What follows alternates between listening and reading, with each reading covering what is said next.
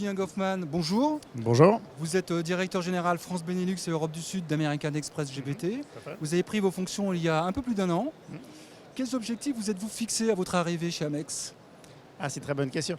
En fait, ce qui était très intéressant, c'est que moi, j'étais nouveau dans le secteur, puisqu'avant, je ne travaillais pas du tout dans ce secteur.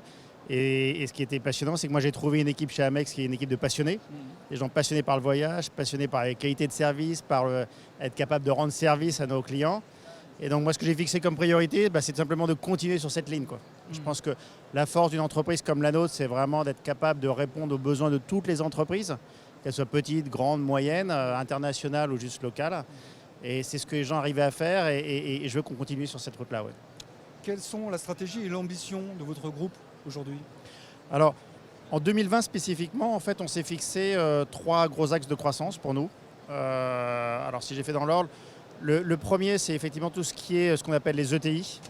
Historiquement, American Express était une société qui était très bien implantée chez les grandes entreprises, même si aujourd'hui, factuellement, on a quand même déjà 400 ou 500 clients en fait, PME et ETI. Mais c'est vrai qu'on est plus connu par notre présence chez les grands comptes. Et en fait, notre souhait, c'est vraiment de s'engager fortement à continuer à servir les ETI et les PME. Donc, ça veut dire qu'on a développé un produit spécifiquement pour les ETI et les PME qui gère non seulement le voyage, mais également la note de frais. Et nous, notre première priorité, c'est de développer ce produit, le pousser, le mieux le faire connaître. Alors, il n'a pas de nom, c'est notre offre pour les PME et les ETI. Et je pense que c'est d'ailleurs symptomatique. C'est-à-dire, l'idée, ce n'est pas de faire un produit dégradé pour les PME et les ETI, mais vraiment apporter justement tout ce que je disais au début, le savoir-faire, la passion de l'excellence qu'on fait aujourd'hui pour les grands comptes vers les ETI et les PME. Donc ça, c'est le premier axe. Le deuxième axe, c'est la croissance vers le MICE. Le MICE, c'est une activité qui historiquement est assez importante chez Amex GBT, mais qui représente à peu près 10% de notre chiffre d'affaires. Et on veut vraiment grandir sur ce secteur. D'accord. J'en reviendrai peut-être là-dessus tout à l'heure. Bien sûr. Et puis la troisième partie, j'en ai un petit peu parlé aussi, c'est la note de frais, l'expense. Encore une fois, c'est un axe de croissance pour nous parce qu'on pense que ça répond à un vrai besoin à la fois des travel managers et des voyageurs. Être capable de bien gérer la note de frais. Et donc, comme encore une fois, notre but, c'est de servir les voyageurs et les travel managers, on s'engage fortement là-dessus. D'ailleurs, vous partagez sur le salon un stand avec KDS. Ouais, avec Néo, oui. Qui connaît aujourd'hui une certaine croissance. Oui. Oui. Oui, en fait.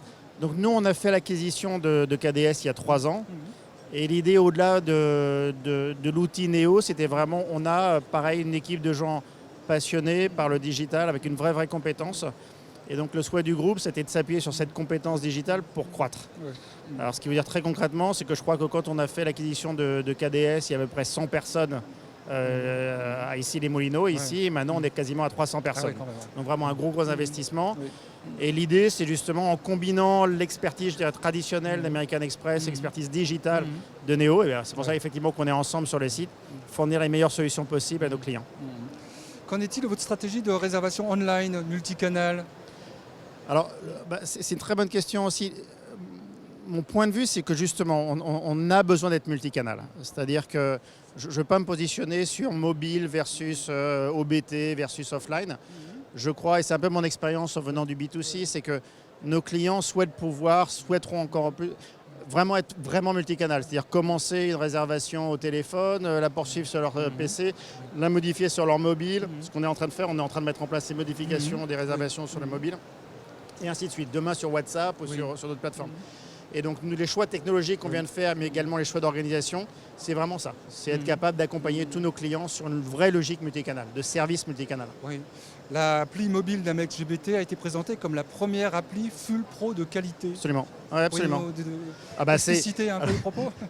C'est une grosse priorité pour moi, parce qu'encore une fois, moi je viens du BTC, du BTC, du BTC, oui. Et pour nous, le mobile, c'est un des outils essentiels demain. Encore une fois, ça ne sera pas le seul, mais dans une logique multicanal, c'est essentiel. Et donc, le gros investissement qu'on a fait et qu'on fait aujourd'hui avec les équipes Néo, c'est fournir la totalité des services. C'est-à-dire non seulement la capacité de réserver sur le mobile, mais de modifier ses réservations sur le mobile.